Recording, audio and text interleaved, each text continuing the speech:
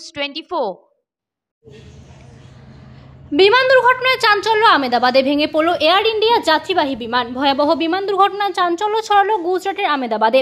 আজ দুপুরে মেঘানি এলাকায় ভেঙে পড়ে এয়ার ইন্ডিয়ার একটি যাত্রীবাহী বিমান। বিমানটির ফ্লাইট নম্বর ছিল AYC-171, যা যাচ্ছিল আহমেদাবাদ থেকে লন্ডনের দিকে। প্রাথমিক সূত্র অনুযায়ী বিমানে মোট 242 জন যাত্রী ছিলেন। দুর্ঘটনাটি ঘটে আহমেদাবাদের সিভিল হাসপাতাল সংলগ্ন এলাকায়। এখনো পর্যন্ত কতজন হতাহত হয়েছে তা নিশ্চিতভাবে জানা যায়নি। উদ্ধার কাজ শুরু হয়েছে জোর কদমে। দমকল, বিপর্যয় মোকাবিলা দল এবং পুলিশ ঘটনাস্থলে এসে পৌঁছেছে।